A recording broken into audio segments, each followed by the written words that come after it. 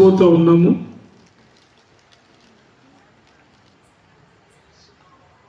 ప్రస్తుత దినాల్లో సువార్త సభలే కానీ అందులో మిస్ అవుతుంది ఏంటంటే సువార్త.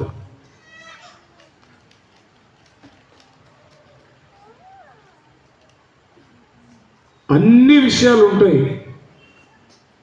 వాక్యం మాత్రం ఉండదు. వాక్యపు విలువలు అణగారిపోతూ ఉన్నాయి. సత్యవాక్యం అనేది మరుగైపోతూ ఉంది. వాక్యం స్థానంలో ఏవేవో వచ్చి కూర్చుంటూ ఉన్నాయి. నేనేమంటానంటే మన బ్రతుకైనా, మన మనుగడైనా, మన ఆత్మీయత అయినా, మన ఔన్నత్యమైన, మన ఘనతైన వాక్యం ఉంటేనే ఆశీర్వాదభరితం. స్తోత్రం, స్తోత్రం. వాక్యం లేకుండా, వాక్యాన్ని మినహాయించి మిగిలిన ఎన్ని విషయాలు తీసుకొచ్చి పెట్టినా అది అర్థం లేని విషయమే. సో చాలా జాగ్రత్తగా విందాం దేవుని వాక్యాన్ని. సమయోచితంగా మనం ధ్యానం చేద్దాం. మీకు అందరికీ స్తోత్రం చెప్పడం అభ్యంతరం ఏమి లేదుగా? వద్దా? ఒకసారి బిగ్గరగా అందరు హల్లెలూయా చెప్పండి. ఈ మధ్య పండితులు కొంతమంది చెప్తుంది ఏంటంటే, హల్లెలూయా అంటే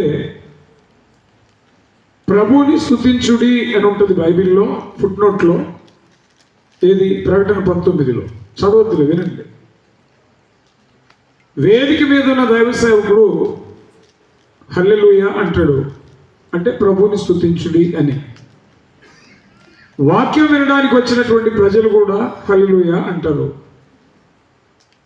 అంటే వేదిక మీద ఉన్న సేవకుడు ప్రభువుని స్తుతించుడి అంటున్నాడు, వినడానికి వచ్చిన వారు కూడా హల్లెలూయా అంటే ప్రభువుని స్తుతించుడి అంటున్నారు. ఇంతకీ పాస్టర్ గారు స్తుతించుడి అని చెప్పి, ప్రజలు స్తుతించుడి అని చెప్పి, అసలు ప్రభువుని స్తుతిస్తుంది ఎవరు అని చెప్పి ఒక ప్రశ్న. నేను అందుకే అంటాను పండితులు అని. తెలుగు సామెత ఒకటి ఉంది, తాడి దన్నేవాడు ఉంటే తలదన్నేవాడు ఇంకోటి ఉంటాడంట. ఎవడు కూడా నేను జ్ఞానిని అనుకోవడానికి వీల్లేదు. దేవుని వాక్యంలో ఒక వర్తమానానికి ఒక వచనం ముగింపు అయితే ఇంకొక వర్తమానానికి అదే వచనం ప్రారంభమైంది. స్తోత్రం. సో నేను అనుకోవడానికి ఎంత మాత్రం అవకాశం లేదు. ఇంగ్లీష్లో అయ్యా వాల్యూమ్ అప్ అండ్ డౌన్ చేయమాకండి ప్లీజ్. స్టేబుల్గా ఒకటి పెట్టేసేది. ఇంగ్లీష్లో అడ్వైజ్ అంటాం, ADVISE అడ్వైజ్ అంటాం, ADVICE అడ్వైజ్ అంటాం. ADVISE అడ్వైజ్ అంటేనేమో సలహా చెప్పుట క్రియతో కూడా. ADVICE అడ్వైజ్ అంటేనేమో సలహా. పదం ఒకటే, ఉచ్చారణ ఒకటే, భావం మాత్రం సినానిమికల్ టర్మ్స్, నానార్థాలు ఉంటాయి. ప్రభువుని స్తుతించుడి అంటే మూల భాషలో హల్లెలూయా అన్నాడు, దానికి అర్థం ప్రభువుని స్తుతించుడి అన్నాడు. దాన్ని మనం ఇంగ్లీష్ వర్షన్లో కనుక తీసుకుంటే ప్రభువుని స్తుతించుడి అంటే ప్రైజ్ ఈ ద లార్డ్, నీవు ప్రభువుని స్తుతించు. రెండోది ప్రైజ్ ఈ ద లార్డ్ అంటే దేవా నీకు స్తోత్రం అని కూడా వస్తుంది. ప్రైజ్ ద లార్డ్ గడి చెప్పాలి, హల్లెలూయా. అందుకోసం వాక్యాన్ని ధ్యానించాల్సిందే, వాక్యాన్ని ఆలోచన చేయాల్సిందే, దైవిక పరిశుద్ధాత్మ నడిపింపులో వాక్యాన్ని వంటబట్టించుకోవాల్సిందే. కాకపోతే కోడి మీద అయితే బొచ్చు ఉంటుంది, తీయొచ్చు. కోడిగుడ్డుకు ఉండదు. ఉంటుందా చెప్పండి? ఉంటుందా? మాకుండదు గుంటూరులో, మీకేమైనా ఉంటుందేమో. అందుకని వాక్యాన్ని వాక్యంగా జాగ్రత్తగా సునిశ్చితంగా మన ఆత్మీయ మేలు కోసం ధ్యానించుదాం, అవకాశం పడదాం, వంట పట్టించుకుందాం, వాక్యం కోసం మన బ్రతుకుల్ని కొనసాగింపజేద్దాం. స్తోత్రం, స్తోత్రం. బైబిల్లో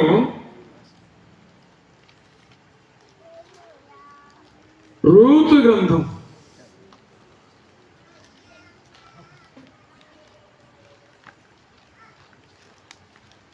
మొదటి అధ్యాయం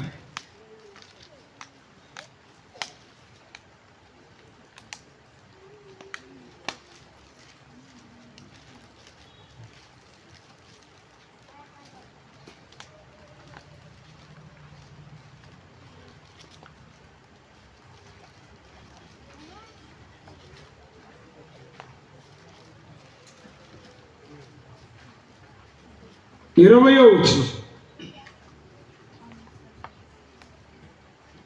రూతు గ్రంథం మొదటి అధ్యాయము 20వ వచనం. ఆమె సర్వశక్తుడు నాకు చాలా దుఃఖం కలగజేసిన గనుక నన్ను నయోమి అనక మారా అనుడి, నేను సమృద్ధి గల దాన్నై వెళుతుని. చాలు.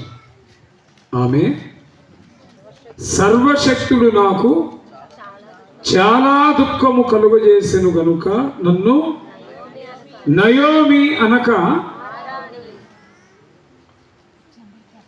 ఈ మాట తన చుట్టూ చేరి వచ్చినటువంటి ప్రజలతో నయోమి పలుకుతుంది. మీకు అందరికీ తెలుసుగా రూతు గ్రంథం. రూతుని గురించి ఎంతమందికి తెలుసు? బహుశా ప్రార్థనకి వెళ్ళేటువంటి కనీసపు అవగాహన ఉన్న వారందరికీ రూతు చరిత్ర తెలియని వారు ఉండరు. రూతు అత్త అయినటువంటి నయోమి తన దగ్గరికి వచ్చినటువంటి ప్రజలతో నన్ను నయోమి అనక మారా అనుడి. బైబిల్లో యేసుక్రీస్తు ప్రభు వారి యొక్క చరిత్రలో వినండి, యేసుక్రీస్తు ప్రభు వారి యొక్క చరిత్రలో నిషేధితమైనటువంటి స్త్రీలు 5 ఉన్నారు. ఎంతమంది? ఎవరు వారు? చరిత్ర కలిగిన స్త్రీలు కాదు, సుచరిత కలిగిన స్త్రీలు కాదు.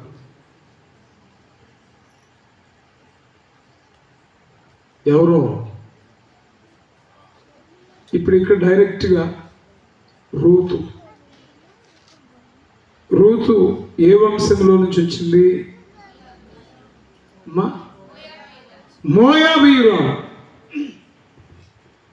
మోయాబీయురాలు మోయాబు స్త్రీ అయినటువంటి రూతు నిషేధించబడినటువంటి స్త్రీ అనడానికి ఆ మాట సరిపోద్దా అని అంటే, ఇజ్రాయేలీలలో నుంచి విభేదించబడిన వారు, ఎక్స్క్లూడ్ చేయబడినటువంటి వారు, పరిత్యజించబడినటువంటి వారు మోయాబీయులు. ఎందుకని? వారు చేసిన తప్పేంటి?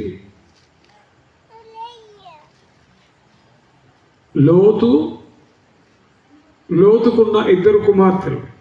పెద్ద కుమార్తెకి లోతుకు పుట్టినవాడేమో మోయాబు, చిన్న కుమార్తెకి లోతుకు పుట్టినవాడేమో బెన్నమ్మి. మోయాబీయులకు మూల పురుషుడు, నిషేధిత జనాంగం.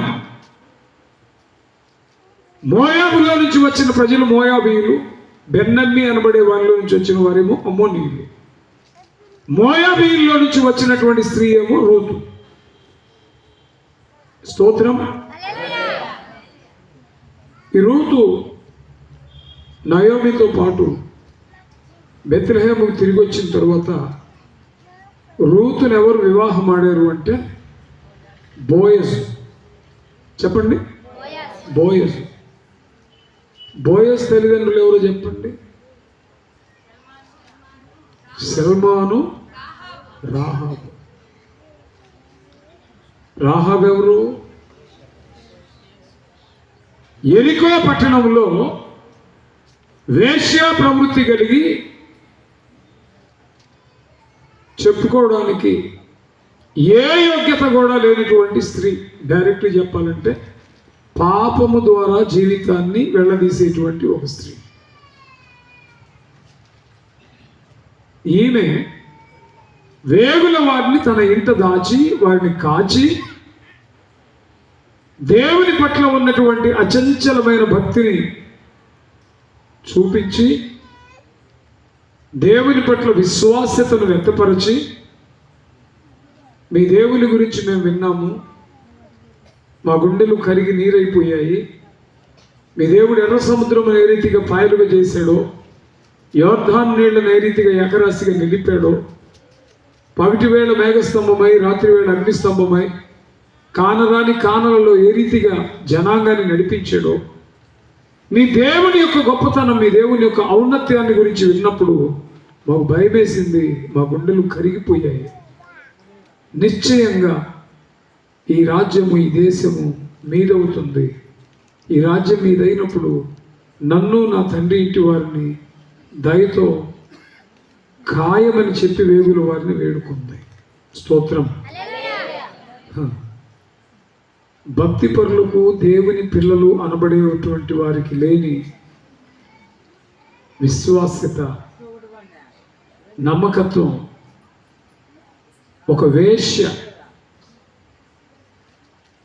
తన దైనందిన జీవితంలో వ్యక్తపరిచి వేగుల వారిని తాను కాపాడి, వేగుల వారు తను వింటున్నప్పుడు ఆమె దాచింది అన్న విషయం రాజుగారికి తెలిస్తే వేగుల వారి కంటే కూడా ముందు రాహాబును చంపేస్తారు. అంటే చావడానికైనా తెగించింది కానీ వేగుల వారిని మాత్రం అప్పగించాల. చావుకు తెగించడానికి కలిగిన కారణం ఏంటంటే దేవుడైన యెహోవాను గూర్చి, ఆయన కార్యములను గూర్చి ఆమె విన్నది, తన హృదయంలో స్థానం ఇచ్చింది. నమ్మకత్వం కలిగిన విశ్వాస సంబంధమైనటువంటి స్త్రీగా పరిగణలో చరిత్రలో నిలబడిపోయింది. వారు ఆమెకు అభయాన్ని ఇచ్చారు.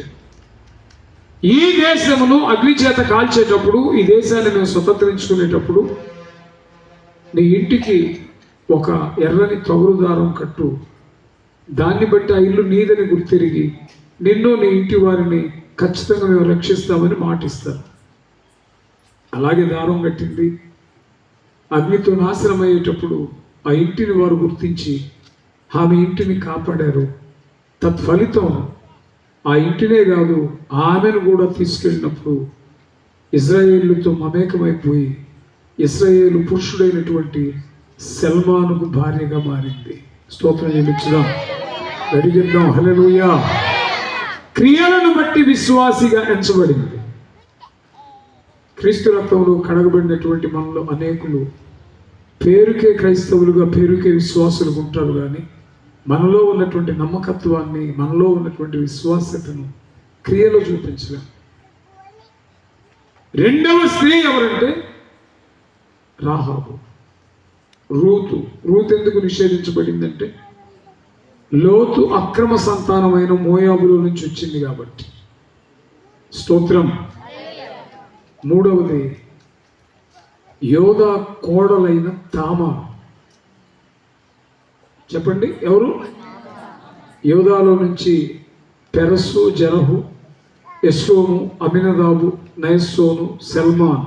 రాహబు ద్వారా బోయజు, బోయజు నుంచి ఓబేదు, ఓబేదు నుంచి యెషయి, యెషయి నుంచి దావీదు, దావీదు నుంచి సొలొమోను, సొలొమోను నుంచి యేసుక్రీస్తు. ఒక్కసారి దగ్గర చప్పట్లు కూడా దేవుని స్తుతించుదాం. బేసికల్లీ ద రూట్ కాజ్ యేసుక్రీస్తు వంశవృక్షంలో తామారు చేర్చబడింది. సరే, తామారు ఎందుకు చేర్చబడింది? ఆమె మామతో తప్పు చేసింది కదా, ఆమె చరిత్రహీనురాలు కదా అనేది వాదన, వదంతి. పిల్లలు చచ్చిపోతారేమో అని చెప్పి కోడల్ని ఇంటి నుంచి గెంటేసినటువంటి ఆ మామకి, అదే వంశానికి, పరపురుషులను వాంఛించకుండా, పరసంతానాన్ని కోరకుండా అదే ఇంట్లో నుంచి బిడ్డను కనడానికి ఇష్టపడింది. సరే, దేవుడు యాక్సెప్టబిలిటీ అది వేరుగా ఉంది. ప్రభు చిత్తం అయితే మనం తర్వాత మాట్లాడుకోవచ్చు. కానీ తామారు సమాజంలో, సొసైటీలో త్రోసిపుచ్చేటువంటి పరిస్థితులు ఉన్నాయి. ఆమెను అసలు ఎవరు కూడా లక్ష్య పెట్టడానికి అవకాశం లేదు. అలాంటి తామారు ఆమెలో నుంచి వచ్చిన వాడే ఈ సెల్మా. ఆ వంశంలో నుంచి వచ్చిన వాడే బోయజు. అందులో నుంచి వచ్చిన వాడే దావీదు. అందులో నుంచి వచ్చిన వాడే యేసుక్రీస్తు తల్లి అయిన మరియ ద్వారా. స్తోత్రం, స్తోత్రం.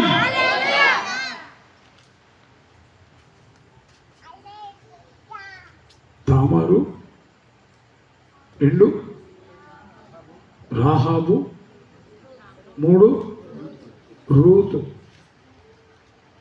రూతు 4వ స్త్రీ యేసు ప్రభు తల్లి అయినటువంటి మరియమ్మ. ఆమెను కూడా నిందించారు. వివాహం కాకుండానే బిడ్డకు తల్లి అయిందని చెప్పి అనేకమైనటువంటి నిందాస్పదమైన పరిస్థితులు వాటిల్లే. నిందమోయడానికి వెనకాడలేదు. దేవుని చిత్తం నెరవేర్చడానికి వెనుకంజ వేసింది కాదు. ప్రభుదాసురాలను నీ చిత్తమే జరుగునుగా అని చెప్పి నిందకైనా, అవమానానికైనా, ఎలాంటి ప్రతికూల పరిస్థితులకైనా ఇష్టపడింది. దేవుని చిత్తాన్ని బట్టి క్రీస్తుకి జన్మనివ్వడానికి ఇష్టపడింది.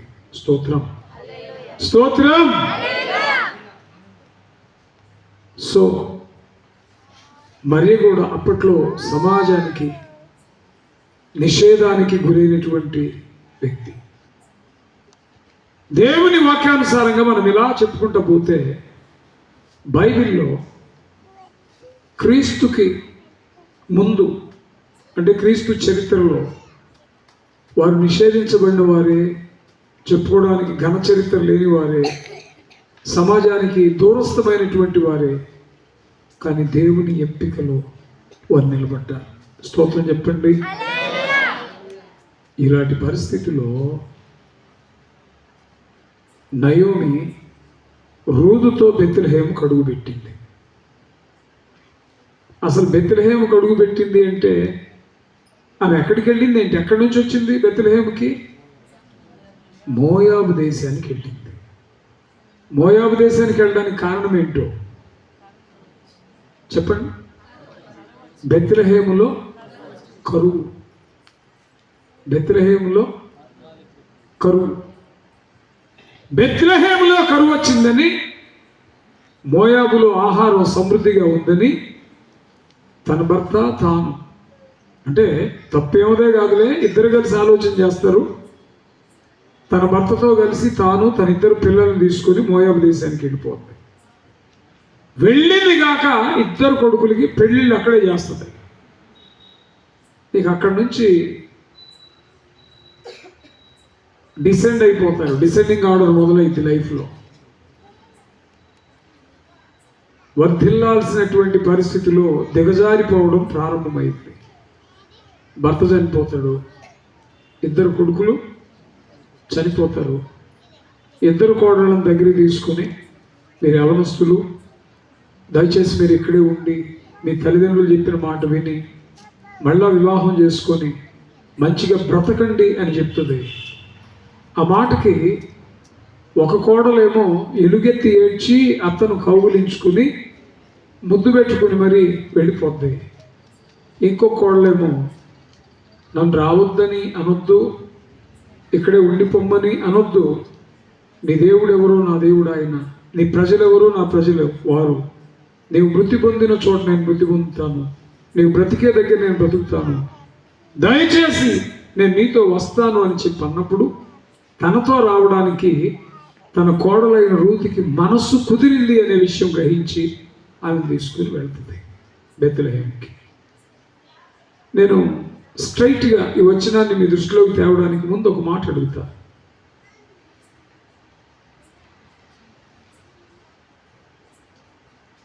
నయోమి, నన్ను నయోమి అనొద్దు, నన్ను మారా అనండి. ఏలయనగా సర్వశక్తుడు నాకు బాధ కలిగించాడు, దుఃఖం కలిగించాడు, నన్ను రిక్తురాలిగా చేశాడు అని సత్యమే చెబుతుంది, కానీ ఒక రకంగా దేవుని మీద నేరారోపణ చేస్తున్నట్టుగా ఉంటుంది. నేను అడుగుతున్నాను, ఆమె మోయాబుకు వెళ్ళిన తరువాత బాధ, దుఃఖం, చేదు, కష్టం ఇవన్నీ వచ్చాయా? అసలు మోయాబుకు వెళ్ళడానికి ముందే కష్టానికి ఆ బ్రతుకుల్లో ప్లేస్మెంట్ దొరికిందంటారా? మనందరం అనుకునేది ఏంటంటే ఆమె వెళ్ళిన తరువాత దేవుడు ఆమెని శిక్షకు లోబరిచాడు, భర్త చనిపోయాడు, కొడుకులిద్దరు చనిపోయారు, ఆమె ఖాళీగా ఒంటిగా రిక్తురాలై బాధ కలిగినదై తిరిగి వచ్చిందని మనం మాట్లాడతాం. నేనేమంటానంటే మోయాబు దేశానికి వెళ్ళాలనే దృక్పథం వారిలో వేళ్ళు నుండి చూడండి, అసలు వెళ్ళాలని ఆలోచన అప్పుడే గాడిదెట్టింది. అందుకే అంటాడు, పాపము కంటే తీవ్రమైనది సొంత ఆలోచన. స్తోత్రం చెప్పండి. మనమేదో దొంగతనం చేస్తేనో, లేకపోతే అబద్ధాలు ఆడితేనో, నరహత్య చేస్తేనో, ఇంకేదో అనుకుంటాం, కానీ అవన్నీ దేవుడు యాక్సెప్ట్ చేయడు. వాటిని అలాగుంచండి. అసలు అవన్నీ నిజంగా మన జీవితంలో ఉంటే తప్పు చేస్తున్నాం అనేటువంటి ఫీలింగ్ అయినా మనకు ఉంటుంది, అర్థమైంది తప్పు చేస్తున్నామని. సొంత నిర్ణయం చేసే వారికి తప్పు చేస్తున్నామన్న సంగతి కూడా అర్థం కాదు. అవునంటారా కాదంటారా? నయోమి కానీ నయోమి భర్త కానీ బెత్లెహేములో తాత్కాలికంగా శరీర సంబంధమైన కరువు వచ్చిందని మోయాబు దేశానికి వెళ్ళారు. అసలు సంగతి ఏంటంటే అక్కడ ఆత్మ సంబంధమైన కరువులో పడిపోయారు. యేసు ప్రభు ఏం చెప్పాడు? మనుషులు రొట్టె వలన కాదు, దేవుని నోటి నుండి వచ్చు. ఇప్పుడు బెత్లెహేములో శారీరకంగా తినడానికి లేదేమో కానీ ఆత్మ సంబంధమైన రొట్టెల గృహమని, యేసుక్రీస్తు జన్మస్థలి, వాక్యమైన క్రీస్తు జన్మించిన స్థానం అది. ఒకవేళ తినడానికి అన్నం లేదనుకోండి, శారీరకంగా ఇబ్బంది పడతాం, చేస్తాం. ఆత్మ సంబంధమైన చావు కాదు గది. తాత్కాలిక కరువుకు భయపడి శాశ్వత కరువులో ఇరుక్కుండిపోయి వెళ్ళిన తర్వాత కాదు దేవుడు ఆమెను దుఃఖపరిచింది, అసలు వెళ్ళాలనే నిర్ణయమే basically she has taken wrong decision. ఈరోజు క్రైస్తవుల్లో చాలామంది తప్పుడు నిర్ణయం చేసి పైగా దేవుణ్ణి అడుగుతారు. నాకు తెలిసిన ఒక ఫ్యామిలీ ఉంది, 20 ఏళ్ళు అయిందిలే. అన్నా నేను ఒక బిజినెస్ స్టార్ట్ చేయబోతున్నాను, మీరు వచ్చి ప్రార్థన చేయండి అన్నా అన్నాడు. ఏదో వ్యాపారం కదా, దానిదేముంది, ఎక్కడంటే గుజ్జనగూడల సెంటర్ అన్నాడు. నేను వెళ్ళాను అక్కడికి ప్రార్థన చేద్దామని. వెళితే ఎవరు లేరు. అంటే ఈరోజు కాదా రేపా అనుకుని బైక్ అక్కడ ఆపి నేను లోపలికి వెళ్ళే ప్రయత్నం చేస్తే బార్ అండ్ రెస్టారెంట్ అది. ఎట్లా వెళ్ళలేను, ప్రభువా ఈ వ్యాపారాన్ని దీవించని అడగలేను. అలాగని చెప్పి నేను చేయను అంటే ఫ్రెండ్షిప్ పోద్ది, అడకత్తెరలో పోక. అవుననాలో కాదనాలో తెలియదు. కాదు అంటే ఫ్రెండ్ ఫీల్ అవుతాడు, అవునంటే దేవుడు ఫీల్ అవుతాడు. నాకేది ప్రాముఖ్యం? మనుష్యులను సంతోషపెట్టువాడనైతిన క్రీస్తునకు దాసుడను కాకపోతును. చేతులు దేవుని స్తోత్రం చెప్పండి. ప్రస్తుత క్రైస్తవ్య నేపథ్యం పరిచర్య కూడా తమకు ఏది సంతోషమో, తన దృష్టికి ఏది అనుకూలమో దాన్ని చేయడానికి తమ సంతోషం కోసమే బ్రతుకుతున్నారు తప్ప దేవునికి ఏది అనుకూలమో, దేవుడు దేన్ని చేస్తే ఆనందిస్తాడో అది మాత్రం దొరకటల్లా. 10,000 మంది ఉన్నారు ఒక సంఘంలో గుంటూరులో. ఒక దగ్గర కలిసాం. ప్రస్తుత దినాల్లో సేవ ఎలాగుందంటే దర్శనం లేకుండా సేవ చేస్తున్నారు ఈరోజు సేవకులు అన్నాడు. మంచి టాపిక్కే అనుకున్నాను. దర్శనం లేకుండా సేవ చేస్తున్నారు అంటే దర్శనం లేదని నువ్వెట్లా రూఢి చేయగలవు అని నేను గమనిస్తూ ఉన్నాను. 10 ఏళ్ల క్రితం 15 మంది ఉంటారంట, 10 ఏళ్ల తర్వాత కూడా 15 మందే ఉంటారంట. సంఘాలు ఎదుగు బొద్దుగు ఉండవంట. సో దర్శనం లేదు అంటే ఇప్పుడు దర్శనం కలిగిన సేవ అంటే నీకు 10,000 మంది వస్తున్నారు కాబట్టి దర్శనం కలిగిన సేవ. 10,000 మంది రావాలన్నా 15 మంది రావాలన్నా నీ ఇష్టం నా ఇష్టం అయిద్దా, దేవుని ఇష్టం అయిద్దా చెప్పండి. మరి ఆ మాటకు వస్తే యోహాను 8,000 మందికి పరిచర్య చేశాడు ఒకసారి చెప్పండి. యోహాను పరిచర్యలో ఎన్ని లక్షల మంది ఉన్నారు? ప్రపంచవ్యాప్తంగా సంఘాలు ఏమైనా ఉన్నాయా? అసలు ఆయన బోధన ఎవడు యాక్సెప్ట్ చేయలా. సర్ప సంతానమా, రాబో ఉగ్రతను తప్పించుకోవడానికి మీకు బుద్ధి చెప్పిన వాడెవడు అన్నాడు. నేరం అప్పుడు చేశాడు. మారు మనసు పొందడానికి వస్తే కటువుగా మాట్లాడాడు, శిరచ్ఛేదనం చేయబడ్డాడు. ఆయన మాట్లాడుతుంటే మనుషులకు అనుకూలంగా లేదు. కానీ ప్రభు ఏం కితాబు ఇచ్చాడు తెలుసా? మండుచున్న దీపమై ఉన్నాడు. చప్పట్లు కూడా దేవుని స్తుతించండి. స్త్రీ కనిన వారిలో యోహాను కంటే గొప్పవాడు లేడు. The greatest testimony towards John. సర్వ సృష్టికర్త అయిన దేవుడు యోహాను గురించి చెప్తున్నాడు. స్త్రీ కన్యలలో యోహాను కంటే గొప్పవాడు లేడు. ఆయనేమి చట్టసభల్లో ప్రసంగించలేదు, 1000 మందిని నడిపించలేదు, 1000 సంఘాలు కట్టలేదు. 1000 మంది వస్తున్నారా తక్కువ మంది వస్తున్నారా అనేది నిన్ను బట్టి నన్ను బట్టి ఉండదు. ఆయన ఎవరిని ఎలా నడిపించాలంటే అలా నడిపిస్తాడు. ఆయనకి ఇష్టమైతే ప్రవక్తలకు గాడితో మాట్లాడిస్తాడు, బిలాముతో మాట్లాడించినట్టు. స్తోత్రం స్తోత్రం. అసలు 1,000 మంది నీకు వస్తున్నారని తక్కువ వచ్చే వాళ్ళ సంఘాలని తక్కువ చేసి మాట్లాడుతున్నావు అంటే lack of vision to you only. అసలు నీకు లేదు దర్శనం. You don't have little bit of God's word. వాక్యం తెలియకపోతే అంతే ఉంటాయి. Praise the Lord, praise the Lord. వచ్చిన జనాన్ని 2.5 గంటల సేపు ఆనందపరిచి ఆనంద డోలికల్లో ఊగిచ్చి జోకులు చెప్పి కవ్వించి నవ్వించి పంపించాను అనుకోండి, గ్రౌండ్ పట్టదు. ఆ పరిచర్య ఎవరి కోసం? మనుషుల్ని నవ్వించడానికి, మనుషుల్ని కవ్వించడానికి, మనుషుల్ని రాబట్టుకోవడానికి, మనుషులు ఇచ్చేవి దండుకోవడానికి. That's only the ministry for sake of human being.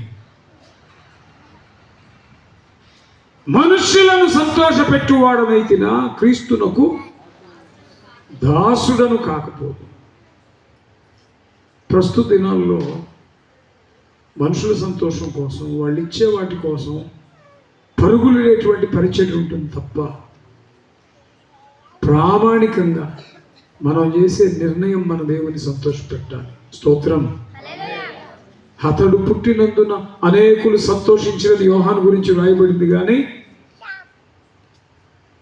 పుట్టిన తర్వాత మన యాటిట్యూడ్ని బట్టి మనం నిజంగా దైవికంగా బ్రతికితే అనేకులకు దీవెనగా మారతామేమో. 4 పిచ్చి జోకులు పిచ్చి కథలు చెప్తే జనం ఆనందిస్తారు, ఒకవేళ జనం సంతోషం అన్నట్టు ఉంటామేమో. అసలు మనం దేవుని కొరకు ప్రత్యేకించుకున్నప్పుడు, మన నిర్ణయాన్ని బట్టి ఆయన చిత్తంలో మనం ఉన్నప్పుడు తండ్రి అయిన దేవుడు మనల్ని బట్టి సంతోషించాలి. స్తోత్రం. ఆయన బాప్తిజం పొందడానికి నీళ్ళలో దిగ్గానే తండ్రి ఏమన్నాడు తెలుసా? ఇతడు నా ప్రియకుమారుడు, ఇతని యందు నేను ఆనందించుచున్నాను. దేవుని సంతోష పెట్టగలిగేటువంటి ఆలోచన కూడా ఉండాలి మనలో. ఎంతమంది క్రైస్తవుల్లో దేవుని సంతోష పెట్టడం కోసం బ్రతుకుతున్నారు చెప్పండి? నేను అవ్వచ్చు, మీరు అవ్వచ్చు, including my self also. I have to exam my self. వాక్యం మాట్లాడుతున్నప్పుడు, వాక్యం వింటున్నప్పుడు నీకే కాదు నాకు కూడా వర్తిస్తుంది. కరువు వచ్చిందని భయపడి శరీర సంబంధమైన కరువుకి తప్పుకోవడానికి ఆత్మ సంబంధమైన కరువులో పడింది. అంటే డెసిషన్ రాంగ్, అది నిర్ణయం తప్పు. బైబిల్లో న్యాయాధిపతుల గ్రంథంలో ఉంటుంది, చదవదులేండి. దెలీలా అనబడే ఒక స్త్రీ దగ్గర నిద్రపోతూ ఉంటాడు సంసోను. వెంట్రుకలు కొరిగించేసింది. ఫిలిష్తీయులు నీ మీద పడుతున్నారు లే అనగానే విరజిమ్ముకుంటానని చెప్పి లేస్తాడంట. అక్కడ రాస్తాడు బైబిల్లో 16వ అధ్యాయంలో, యెహోవా అతన్ని ఎడబాసినన్న సంగతి అతనికి. మనం ఏమనుకుంటామంటే వెంట్రుకలు తీసిన తర్వాత ఎడబాసాడు అనుకుంటాం మనం. కానీ బైబిల్ చెప్తుంది, స్క్రిప్చురల్ వాయిస్ ఏంటంటే వెంట్రుకలు తీసాక కాదు, అసలు దెలీలా దగ్గరికి వచ్చినా కూడా కాదు. 16వ అధ్యాయం 1వ వచనంలో గాజా పట్టణంలో ఒక వేశ్య ఇంట చేరెను అని ఉంది. వేశ్య ఇంట దేనికి చేస్తాడు? ఆరాధన చేస్తాడా? వాక్యం నేర్చుకోవడానికి చేస్తాడా? దేనికి చేస్తాడు? వేశ్య ఇంట చేరును అన్నప్పుడే అసలు ఆయన తీసుకున్న నిర్ణయమే తప్పు.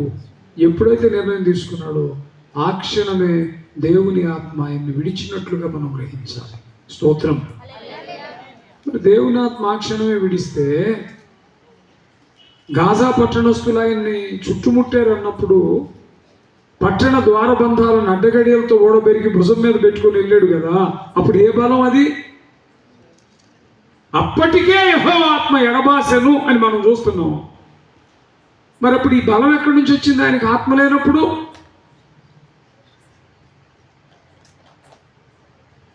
గాడిద పచ్చిదవడంతో 1000 మందిని చెప్పినప్పుడు దేవుని ఆత్మ అతని మీదకి రాగానే ఉంటుంది.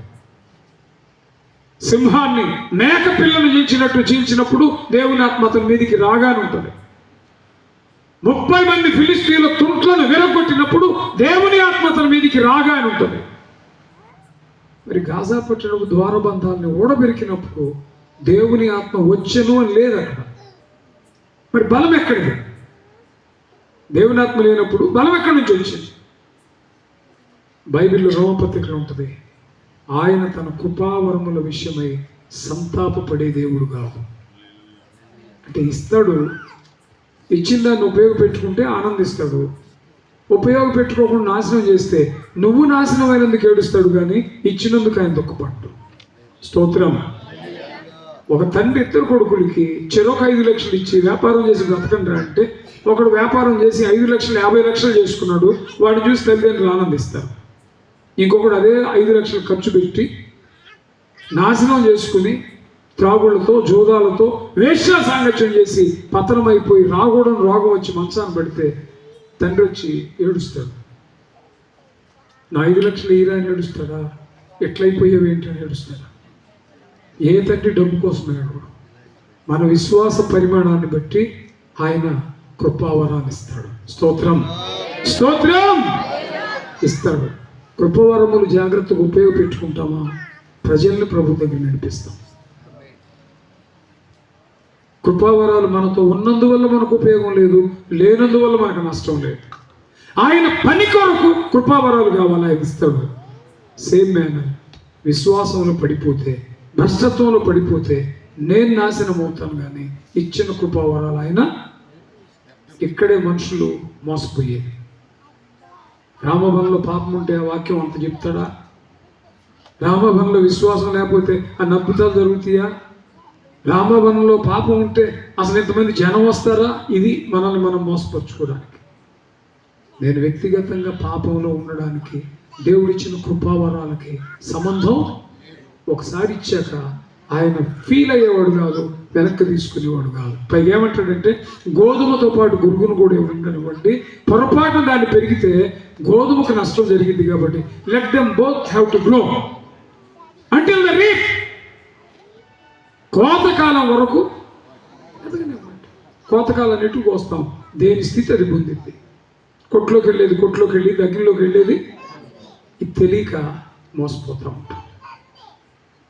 నా ఇంటెన్షన్ ఏంటంటే సంసోను పతనమైంది దెలీలా దగ్గరికి వచ్చాక కాదు, సంసోను పతనమైంది వెంట్రుకలు తీసాక కాదు, సంసోను పతనమైంది కళ్ళు తీసాక కాదు, సంసోను పతనమైంది బలం పోయాక కాదు. అసలు వేష దగ్గరికి వెళ్ళాలనే మనస్తత్వంలోకి వచ్చిందే అప్పుడే మొదటి అడుగు పతనానికి. స్తోత్రం. ఇంకొక మాట చెప్పి నేను తృప్తీకరిస్తాను.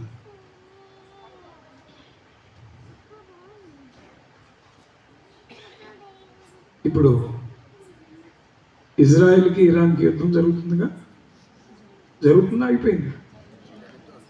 తెలుసా మీకు? ఏమో నాకు తెలియదు, ఎవరు దారిలో చెప్తే చెప్తున్నా.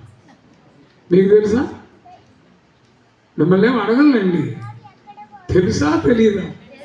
తెలుసు. ఎందుకో వాళ్ళకి వీళ్ళకి గొడవ ఎందుకో? ప్రజెంట్ కాంటెక్స్ట్ వచ్చి మనకు తెలిసిన కారణాలు మనం చెప్పుకుంటాం. చరిత్ర ఏం చెబుతుందంటే అది దాయాదుల పోరు. స్తోత్రం. దాయాదుల పోరు. అబ్రహాముకి ఎంతమంది భార్యలు? మాట్లాడాలండి. ముగ్గురు. శారా, హాగరు, కెతూరా. శారా కుమారుడు ఇస్సాకు ఒక్కడే. హాగరుకు 12 మంది పుట్టారు. అప్పుడే 1:12 రేషియో. 12 మంది సంతానం ఇస్సాకును కొట్టవచ్చు. అబ్రహాం బ్రతికున్నాడు కాబట్టి అట్లా అణచబడ్డారు. తిరుగుబాటు అయితే ఉంది, కానీ అదే తండ్రి కుమారుడు ఇస్సాకుని ఇష్మాయేల్ టైంలో మాత్రం ఏ విధమైన అనర్థం. ఈలోపు కెతూరా తోడైంది. కెతూరా కూడా సంతానం పుట్టారు. Complete Islamic.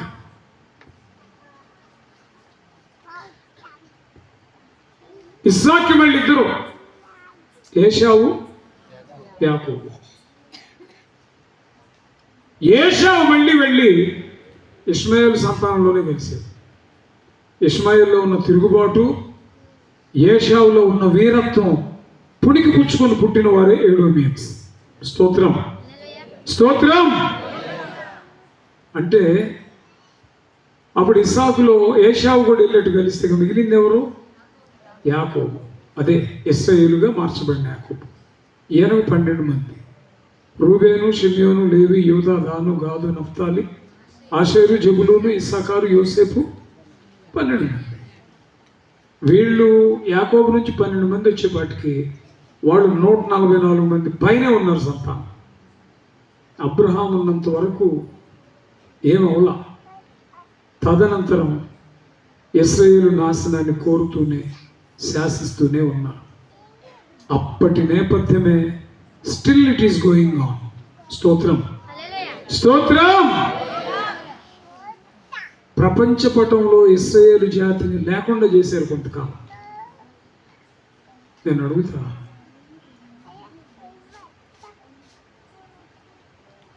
ఇస్సాకు అబ్రహాములో నుంచి రావడం దైవిక సంకల్పం.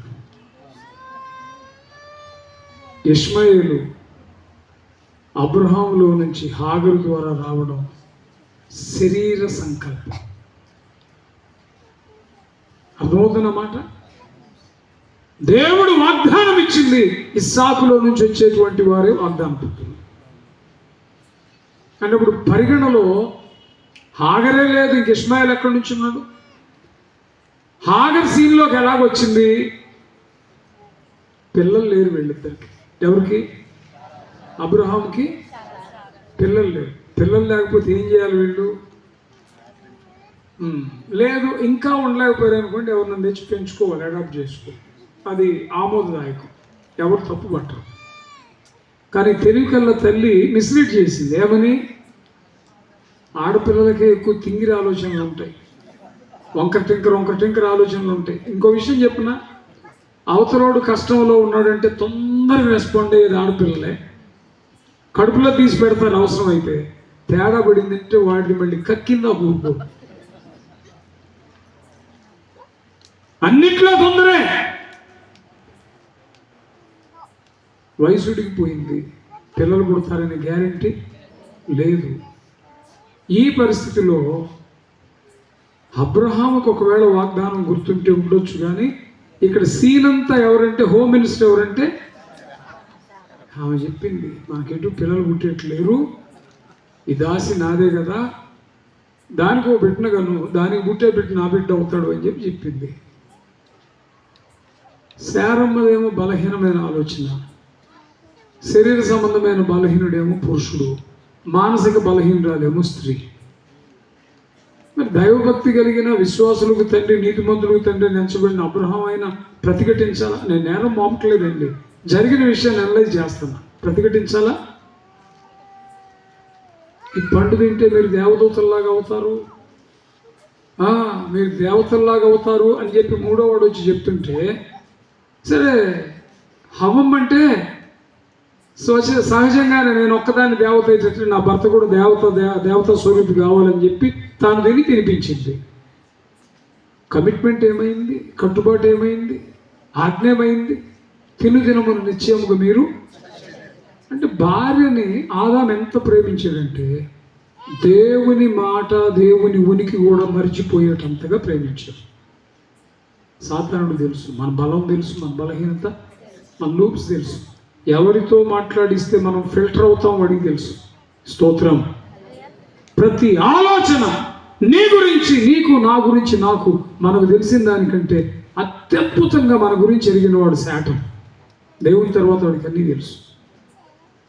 వాడిని ప్రతిఘటించాలంటే, వాడిని ఎదిరించాలంటే మన శక్తి, మన బలం చాలు. వాడికి తెలియని జ్ఞానం వల్ల ఏదంటే వాడు అపవిత్రాత్మ కనుక పరిశుద్ధాత్మ ఆలోచనలు వాడికి అర్థం కావు. స్తోత్రం. అందుకే సంఘం, సమాజం, క్రైస్తవ్యం పరిశుద్ధాత్మని నడిపింపులోకి వెళ్ళాలి. స్తోత్రం, స్తోత్రం. మన బ్రతుకుల్ని కట్టడానికి, మన బ్రతుకుల్ని ఇన్స్ట్రక్ట్ చేయడానికి, మన బ్రతుకుల్ని కన్స్ట్రక్ట్ చేయడానికి పరిశుద్ధాత్మకు అవకాశం ఇవ్వాలి. ఆదాం గారు పడిపోయింది తల్లిగారి మాటే. అలాగని దేవుడు హవం మీద నేరం మోపల. స్త్రీ తెలియక అపరాధములో పడిను కానీ ఆదాము, అక్కడ అంటాడు తిమోతి పత్రికలో, హవ్వ మోసపరచబడలేదు కానీ ఆదాము మోసపరచబడ్డాడు అని ఉంటుంది. హవ్వ మోసపరచబడి అపరాధములో పడెను అన్నాడు. ఆదాము మోసపరచబడలేదు కానీ హవ్వ మోసపరచబడి అపరాధములో. మోసపోయేది ఎవరంటే తెలియనోడు. హవ్వ మోసపోయింది, ఆదాము మోసపోలా, తెలిసే చేశాడు. అక్కడ ఇన్స్పైర్ అయింది, ఇన్ఫ్లుయెన్స్ అయింది ఎవరు అంటే అవ్వ. ఇప్పుడు అబ్రహాం కూడా హాగరుకు బిడ్డను గను అని శారమ్మ చెప్పినప్పుడు ఎదురు మాట్లాడకుండా వెళ్ళిపోయాడు. తప్పుటడుగేశాడు. ఫలితమే ఇష్మాయేలు ల్యాండ్ అయ్యాడు. స్తోత్రం, స్తోత్రం. ఇస్సాకు పాలు విడిచిన దినమందు విందు చేయిస్తే ఇస్సాకును చూసి నవ్వాడంట ఇష్మాయేలు. దాసి కళ్ళకి శారమ్మ నీచుడాల్లా కనపడిందంట. అప్పుడు చెప్పిందాము, ఈ దాసిని, దీని కుమారుని వెళ్ళగొట్టమని. అప్పుడు అబ్రహాం ఏడుస్తాడంట. అక్కడ ఉంటుంది బైబిల్లో. ఏడుస్తున్నప్పుడు దేవుడు కూడా ఏమంటాడంటే, నువ్వు ఏడవలసింది ఇప్పుడు కాదు నాయనా, నీ భార్య మాట విని హాగరుకు బిడ్డను కనాలని ఆలోచన చేసేవే, అప్పుడు ఏడవాలి. ఫాస్ట్ ఈజ్ ఫాస్ట్ అయిపోయింది. ఇప్పుడు ఆ రోజు నీ భార్య మాట విన్నావు, ఇక ఎప్పటికీ నువ్వు వినాల్సిందే. ఆమె చెప్పినట్టు చేయి. సో ఇశ్రాయేలు పతనానికి తెలియకుండానే ఒక శత్రువుని నేల మీద వేశారు తల్లిదండ్రులు. అక్కడ కూడా ఇష్మాయేలు పుట్టిన తరువాత ఇశ్రాయేలు నాశనం మొదలైంది అనుకుంటారేమో. కాదు కాదు, అసలు భార్య మాట విని మిస్లీడ్ అయ్యాడే, అక్కడే పోయింది.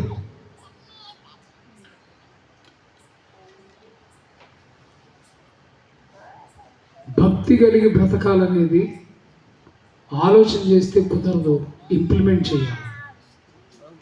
పాపం మానుకోవాలనేది, నా మాట అర్థమవుతుందా? స్తోత్రం. నేను భక్తికి బ్రతకాలి, నేను భక్తికి బ్రతకాలి, నేను భక్తికి బ్రతకాలి అనుకుంటే అవదు. అది కన్సిడర్ చేయడు దేవుడు. బ్రతకడం స్టార్ట్ చేయాలి. పాపాన్ని విడిచి నీవు 99 ఏళ్ళు బ్రతికిన 100వ సంవత్సరంలో ఏదో ఒక సందర్భంలో పాపపు ఆలోచన నీలో వచ్చినా అది చాలు దేవుడు పట్టుకోవడానికి. పరిశుద్ధంగా బ్రతికేదేమో క్రియలో చూపించాలి, పాపం విషయం ఆలోచనలో కూడా రానివ్వకూడదు. ఏమంటది ఇప్పుడు? సర్వశక్తుడు నాకు దుఃఖం కలిగించాడు, నన్ను బాధపరిచాడు, నేను సమృద్ధి గలదాన్ని వెళ్ళాను, రిక్తురాలిగా వచ్చాను, దయచేసి నన్ను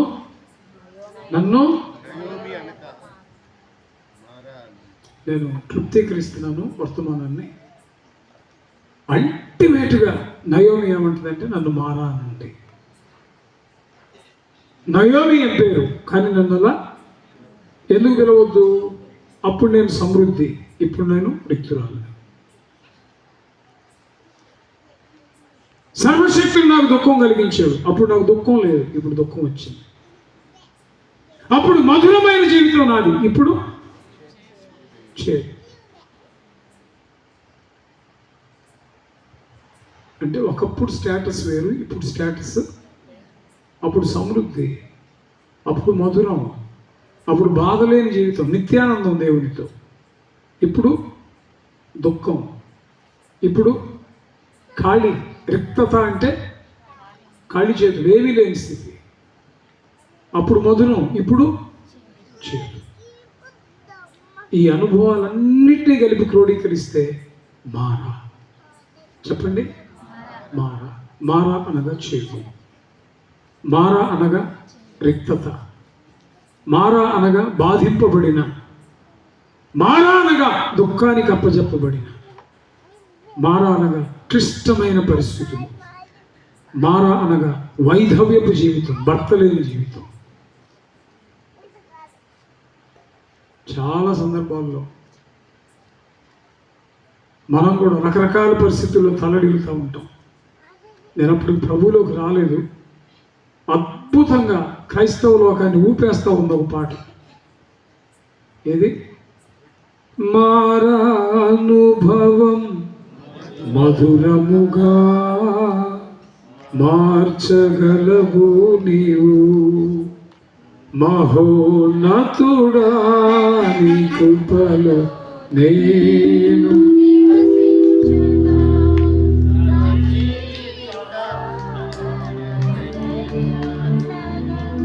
మహోన్నతుడా నీ కృపలో నేను, మహోన్నతుడా నీ కృపలో నేను నివసించుట నా జీవిత. స్తోత్రం, స్తోత్రం.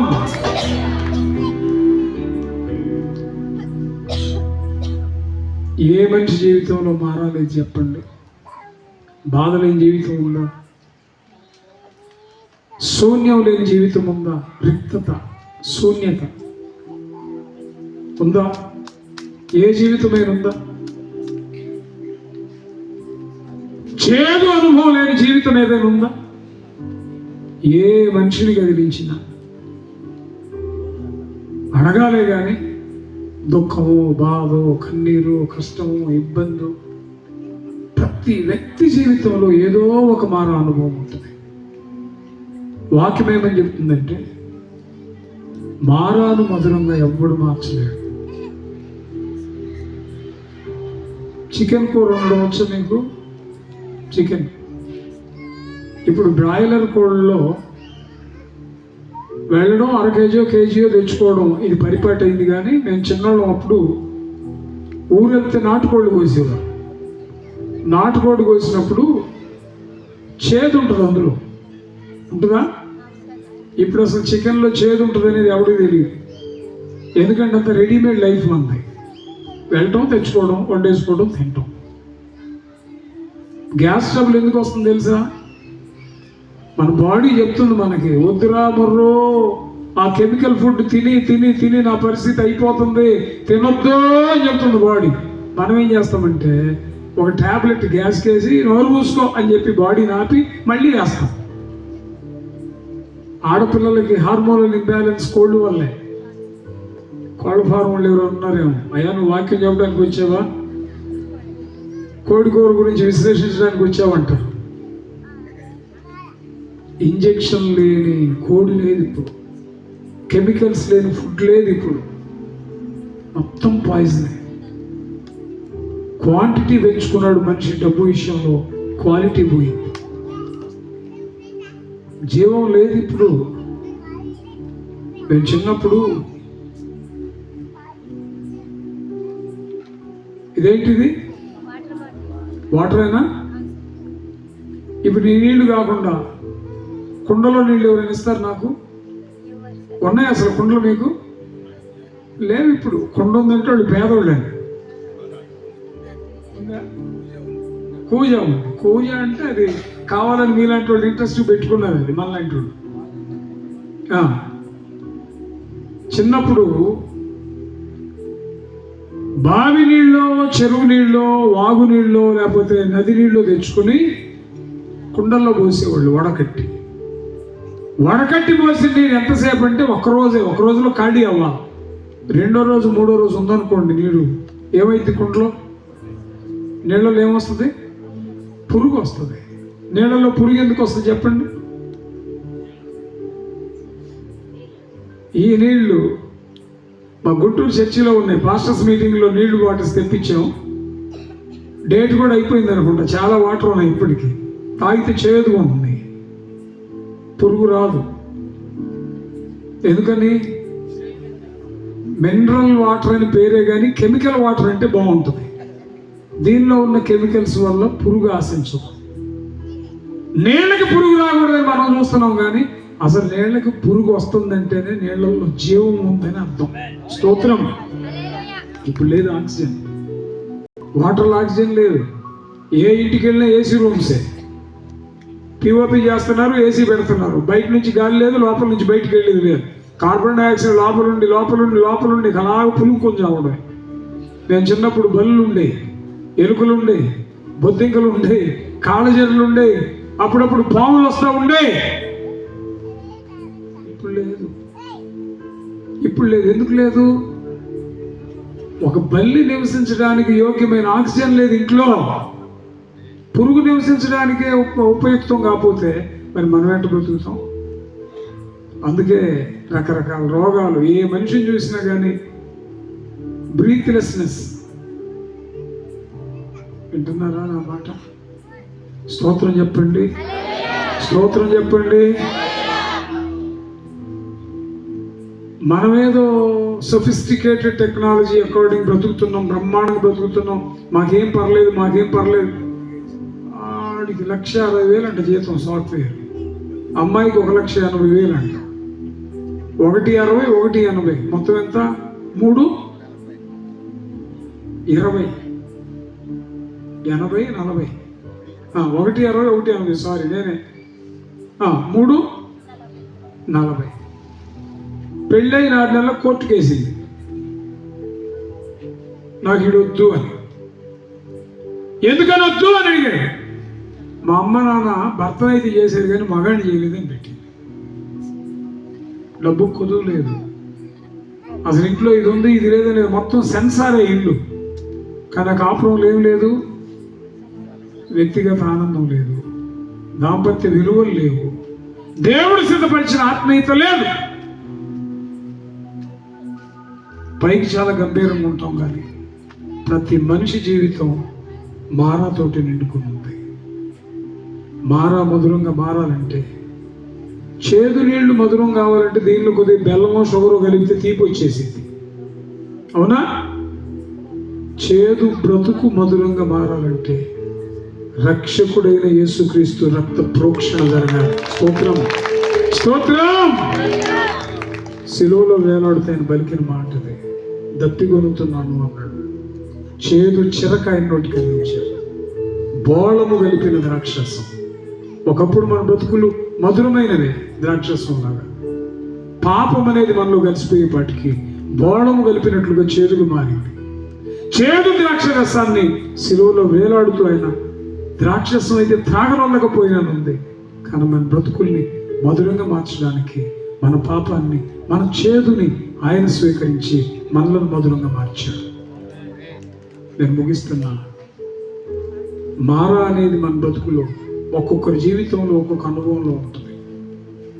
కొంతమంది పిల్లలు లేకపోతే మారా, కొంతమంది పిల్లలు ఎక్కువ ఉండి మారా, కొంతమంది జాబ్ లేకపోతే మారా, కొంతమంది డబ్బులు ఎక్కువై ఏం చేయాలో అర్థం కాక నాశనం తెచ్చిపెట్టుకుంటారు. అది మారానే.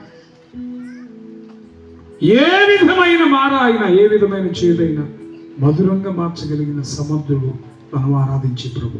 స్తోత్రం. మనం చేయాల్సిందల్లా ఒకటే, మన బ్రతుకు ప్రభు పాదాల దగ్గర పెట్టి, అయ్యా నాలో ఈ చేదు ఉంది, మధురంగా మార్చవా తండ్రి అని అడిగితే, కోళ్ళ ఫారం కోళ్ళ లాంటిదిగా జీవితం. అసలు అందులో చేదు ఉంటుందని తర్వాత వచ్చే జనరేషన్కి తెలియదు. పిల్లలకి వెళ్ళటం, చికెన్ తెచ్చుకోవడమే, కొయ్యడం తెలియదు, చేదు తెలియదు. కానీ చేదు ఉంది. అసలు చేదు ఉంటే మా మేనమామ చేదు మింగేస్తాడు కోసేటప్పుడు. ఏంటంటే అది మంచిది అంటాడు, ఆరోగ్యం అంటాడు. కాకరకాయ నవ్వులు పడేస్తాడు. ఇప్పుడు కాకరకాయ కాదు, వాళ్ళు మజ్జిగ నవ్వులో మిరపకాయలు తినేవాళ్ళు. ఇప్పుడు కొంచెం మంట వస్తే అంటున్నారు. లేదు, ఇప్పుడు రెసిస్టెన్స్ లేదు, పరిస్థితులు మారాయి. శారీరకంగా బలహీనలైపోయారు, మానసికంగా బలహీనలైపోయారు, ఆత్మ సంబంధంగా దౌర్భాగ్యులైపోయారు.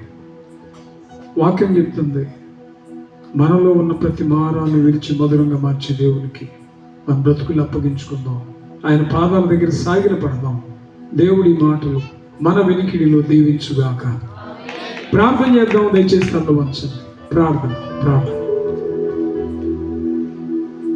అందరూ కూడా కళ్ళు మూసుకొని ప్రార్థన చేసుకుందాం. ఎజ్రా పాస్టర్ ప్రార్థన నడిపిస్తారు. అందరం దయచేసి తల ఉంచుదామా? మోకరిద్దామా? దయచేసి మోకరించడానికి విసులుబాటు అయితే అందరూ మోకరిద్దాం. దయచేసి ఈ రాత్రి ప్రార్థనకు వచ్చిన నా ప్రియ సహోదరి సహోదరుడు, ఎటువంటి చేదు అనుభవం ఈ రాత్రి ఇక్కడికి వచ్చావు?